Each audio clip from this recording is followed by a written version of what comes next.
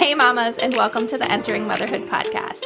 I'm your host, Sarah Marie Bilger, a wife, mom of two, VBAC mama, and doula. Join us every episode to learn from professionals, special guests, and moms just like you, ensuring that you know what you need to know and discover things that you didn't know before. I believe in you. Let's doula this, and let's navigate the transition of entering motherhood together. Hello. In this episode, we have Lynn Schulte, who is the founder of the Institute for Birth Healing, and she shares her expertise on pelvic health and emphasizes its vital role during pregnancy and postpartum recovery. She discusses the importance of pelvic floor awareness, optimal fetal positioning, and advocating for individualized care. Lynn offers practical tips for preparing for birth. She highlights the need for hands-on pelvic floor therapy, and she also encourages mothers to stay connected to their body and just learn how to connect with their intuition and just reconnecting with ourselves. So we discuss different resources for more support and how this work can be really empowering for women throughout their whole motherhood journey. We dive into so many things, so I know that you're going to enjoy this episode. So with that, let's get this episode started. I am super excited to have you here and get this conversation started. So how about you go ahead and introduce yourself for the listeners? Thank you. Thanks for having me. I am Lynn Schulte.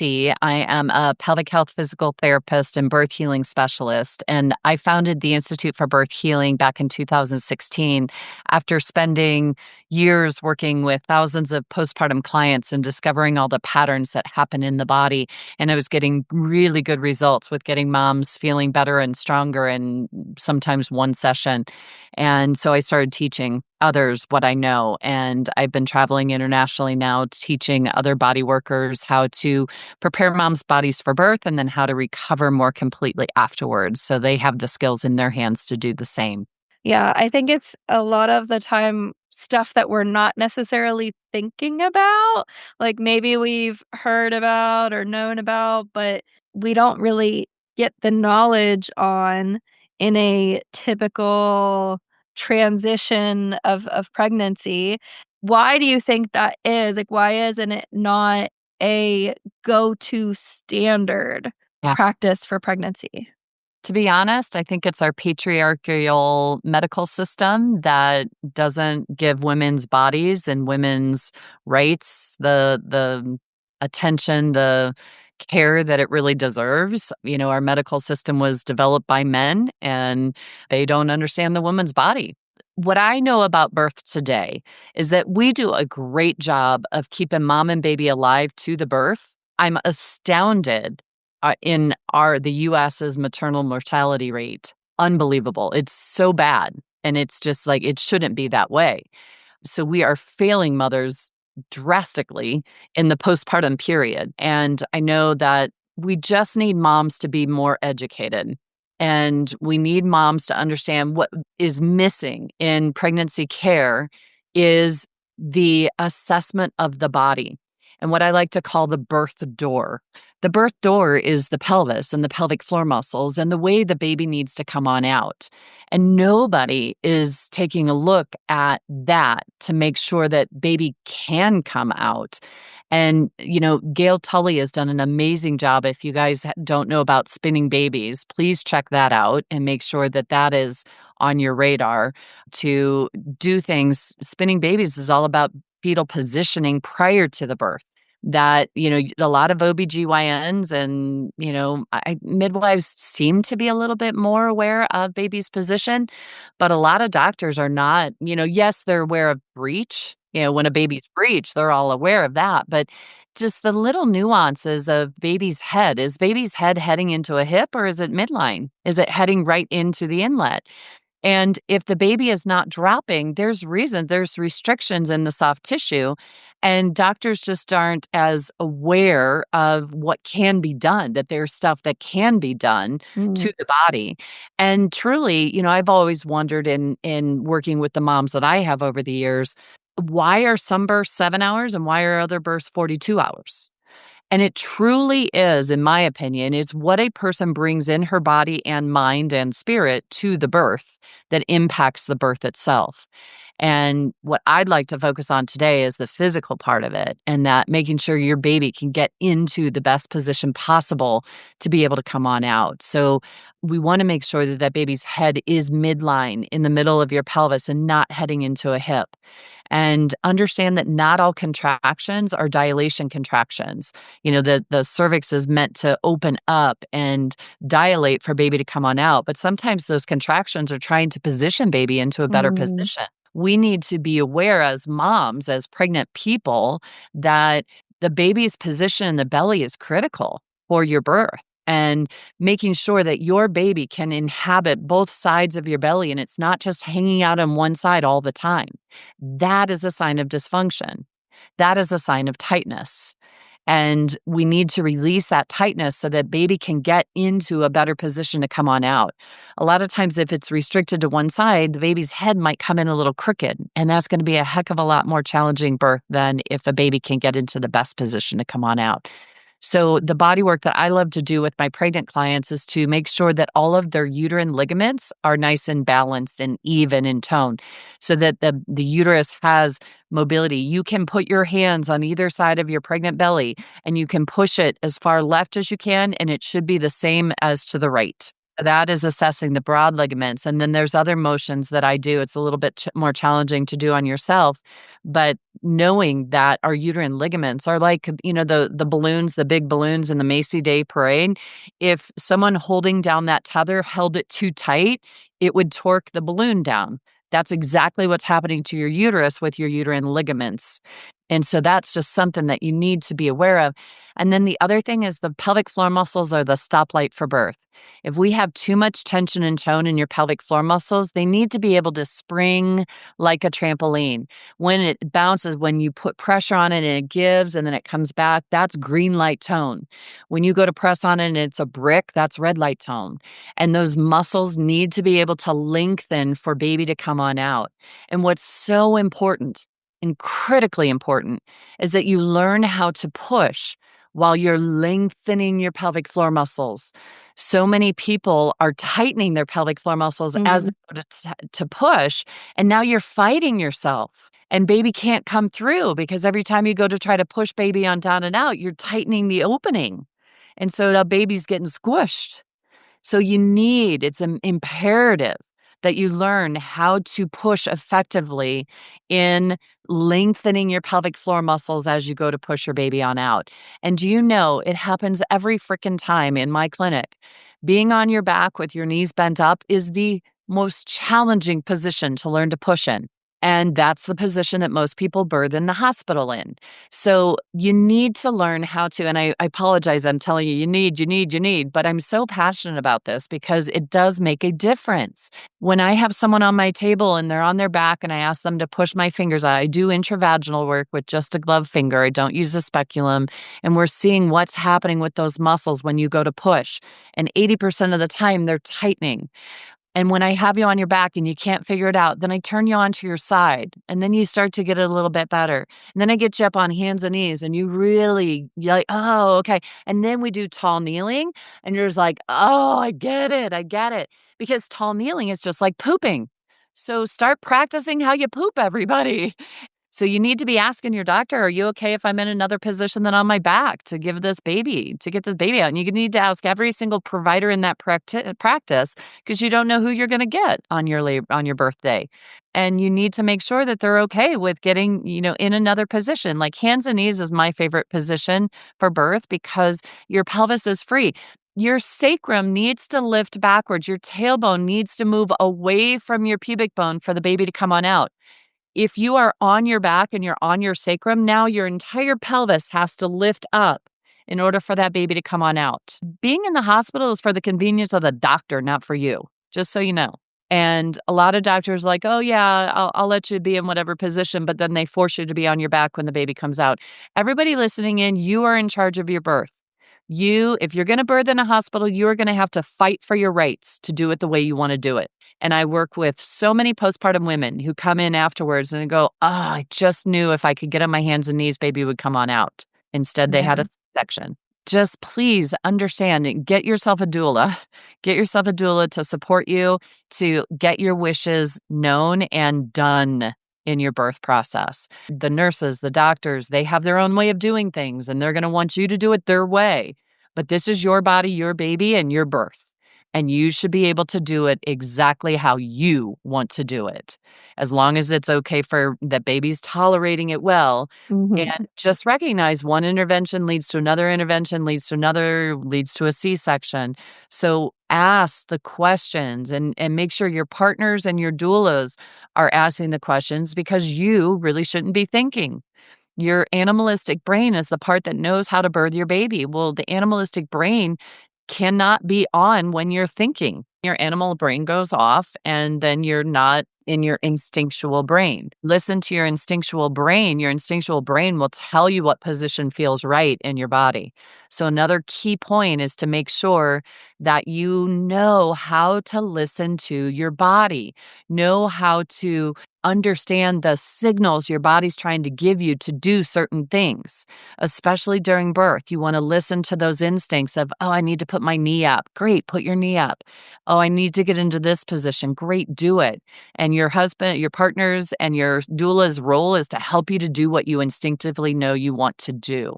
Whatever needs to happen, please stay connected to your baby.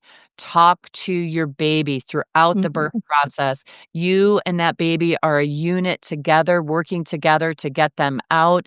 And if you keep talking to your baby, let your baby know, if you choose to get an epidural, that you're going to go, it's going to feel like you go away to that baby Mhm. inside. And so just let baby know. It's like, baby, this is too much for mommy. I need to get an epidural. It's going to, and you could do this inside your head. You don't need to say it out loud, but you can connect and put your hands on your belly and say, mommy needs to get this epidural to help get you out. It's going to feel like I go away, but I'm right here with you, and keep talking to your baby throughout the process. That will help your baby stay connected to you. If you end up needing a cesarean, let the baby know, okay, we're going to go. This isn't working. You're not coming out. We need to get you to come out another way. So just talk to your baby and let your baby know what is happening throughout the Yeah. entire process.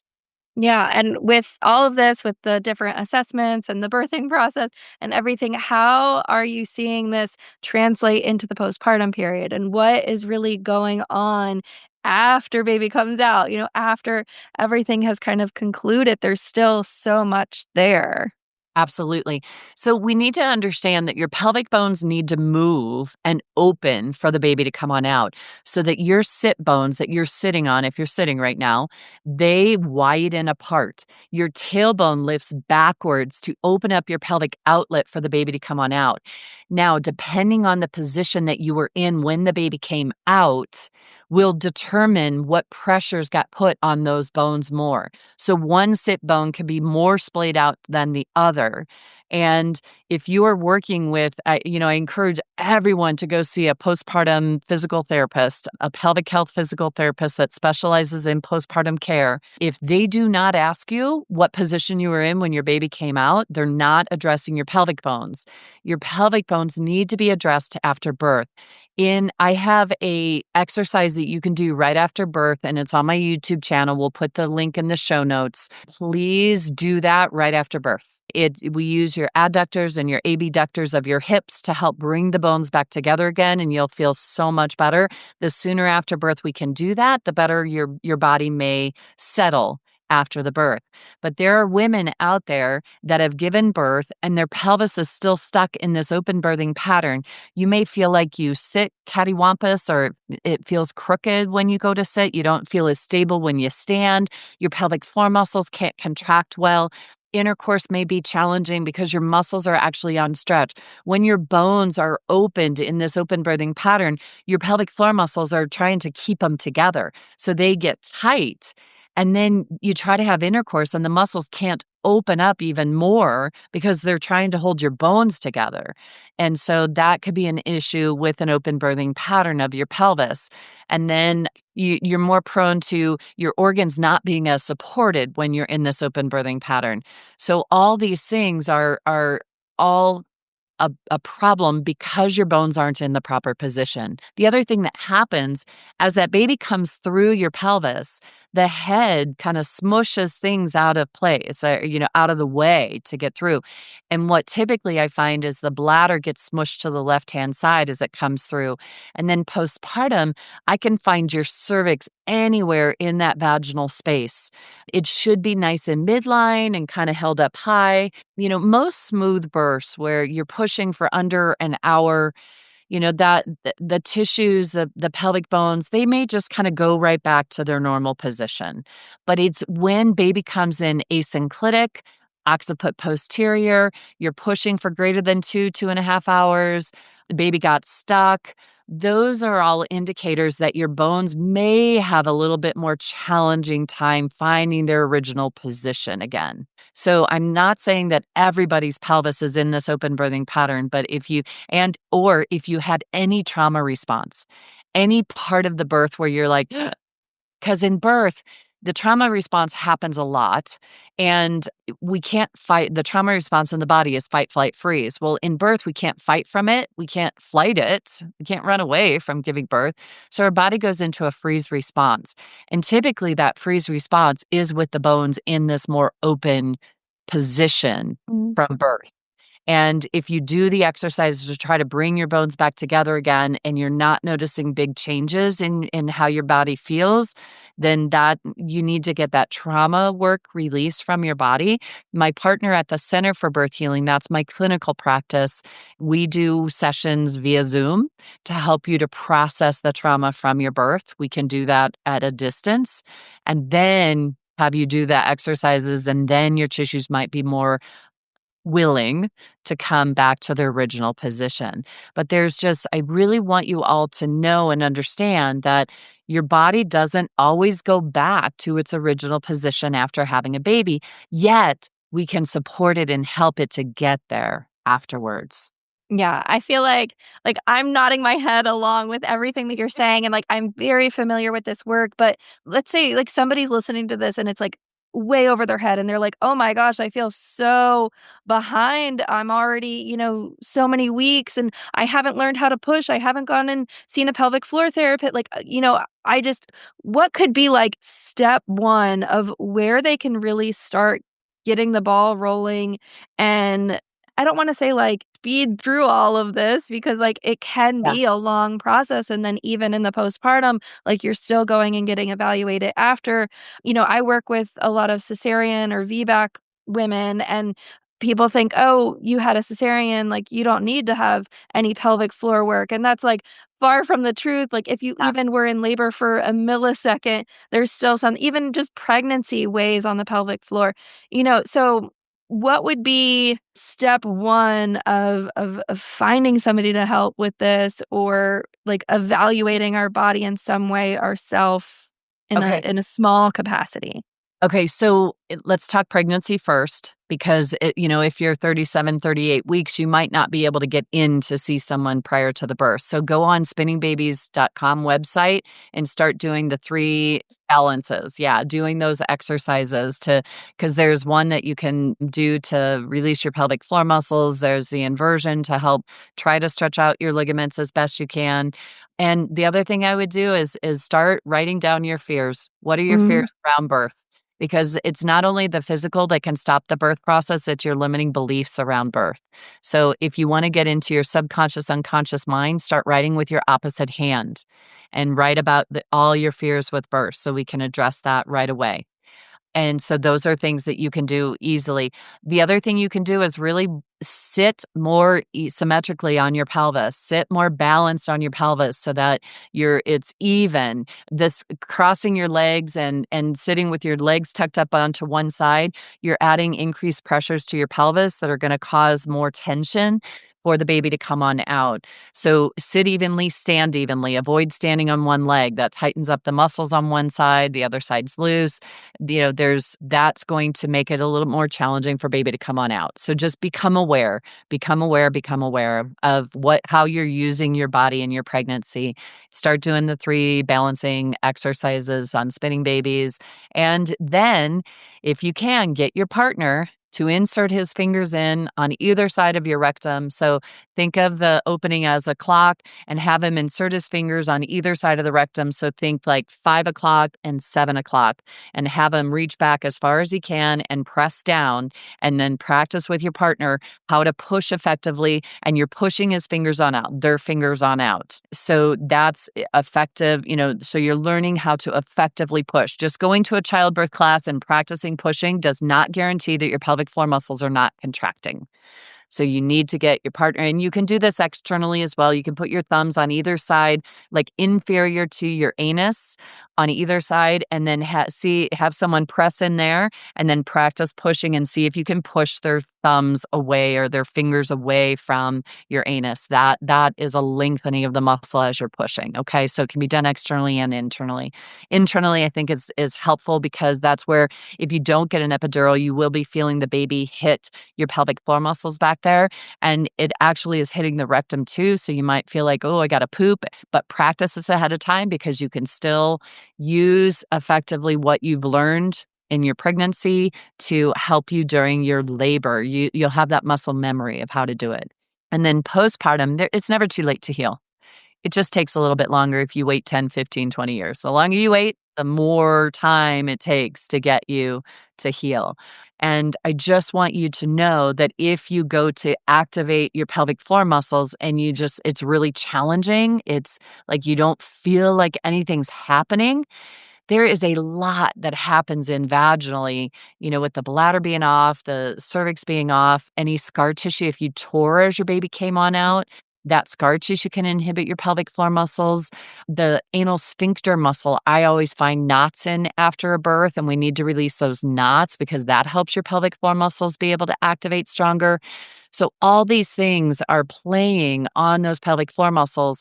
And if you're just hearing and you're just going to a therapist and they're just having you do exercises, they're missing big pieces to the puzzle that might be inhibiting the quality and the ability of your muscles to be able to contract. And you need, in my personal opinion, you need that hands-on release work in order to just make it be easy peasy. Like, that's your pelvic floor muscles should be able to turn on, turn off, like you're turning on a light switch and turning it off. It shouldn't be effortful to get that muscle to contract and release. And that is how a lot of postpartum pelvic floor muscles react after having a baby.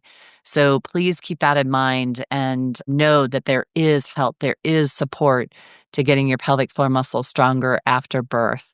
And just keep searching out for more providers and I'm training as many as I can, so we can help get moms the support and the care that they need to really fully recover after having a baby. It's so important. Yeah, and I mean, obviously there's so much that we can talk about. There's so much to unpack on this topic. There's so many different things that we can really dig into, but what would be one final piece of advice or like words of wisdom for somebody who is in that, still pregnant phase or newly postpartum stage that you would really want them to know? I think it's super important for all of us, no matter where you are in this motherhood journey, to be connected to your body. Your body is constantly giving us signals and information. And as a society, we've just learned to shut it all down. And when it comes to pregnancy, labor, and postpartum, being connected to your body and listening to the signals of the body is critical for your labor and your postpartum recovery and your connection to your baby. The more we can be connected to our body and know what's right or what's not right, then the more we can get the support and the help that we need. And that connection to your body really does help you to connect into your baby. And as a mother, we all have instincts that guide us as to what our babies need. And that is so much stronger when we're fully connected to our own bodies as well. So that's my last piece of advice, is really try to, and some of us are very traumatized that connecting to our body is not easy thing to Mm. do. I would encourage you to work with a trauma therapist and, someone who does somato-emotional release, or I have practitioners who have done my birth healing intensive program, and they can help you reconnect into your body. And it doesn't have to be scary, and you don't have to go dig through all the trauma and everything and, work with every single piece of it. A lot of times it's just working with what's showing up in your body. And please understand that cognitive behavioral therapy, so just talk therapy, is one level of healing. That is just our brain. And I really feel like we are two consciousnesses. We have the level of the brain and we have the level of the body. And true healing happens at the level of the body, not the brain. Yeah, I think, there's just so much there. And it really is kind of, I have found this whole process like through entering motherhood, but there are people, obviously, like you don't have to be a mom to have that connection with your body and to be going through these things, but sometimes it is in this process of having something, larger than just ourselves that we take those steps. But it's so good to just as a human be connecting with our bodies. And then, like you said, it is like an extension of being able to connect with our babies if we have that connection with our body. And so it's just one of those things, like if you're, listening to this, you're going through that process, you're, being more intuitive, you want, to know what the best like practices are for your body and your baby and things like that. It's great, but it's just good for human healing and in general. Absolutely. Absolutely. 200%. Very cool. Well, how can we reach you, get in contact with you? Give us all the details. So if you're interested in finding more about the directory and finding a practitioner, that's on my Institute for Birth Healing website under other resources, and we'll include the link in the show notes. And if you're interested in doing a session with me, if you are in the Colorado area, I'm in Denver and Longmont outside of Boulder, come see me. And centerforbirthhealing.com is my clinical website, and there's a form or my phone number on that website. You can reach out to us, and we'd love to support you either via Zoom to deal with birth trauma and recovery after birth, or in person. You can come to our clinic and see us there. So that's the Center for Birth Healing. And then I also have a bunch of videos on YouTube, but there's the Closing the Bones exercise that is on that YouTube video that is really helpful, and a bunch of other videos that you can watch too to just educate yourself and learn more. Amazing. Awesome. Well, thank you so much for being here and sharing your knowledge and your experience with this work. Thanks, Sarah. Thanks so much for having me, and thanks for listening, everybody. Thank you, mamas, so much for listening. Remember, you are a rock star. I believe in you. Let's doula this. Let's crank it up a notch and let's kick it into high gear together. Hit that subscribe button, share this episode with a friend, message me, email me, call me, beat me. You know how to reach me. We're doing this, mamas. I am so excited to catch you here next week. This is your one-stop go-to place for helping you find the resources you need to make the best choices for you and your family during pregnancy, birth, and most importantly, postpartum. See you later, mamas.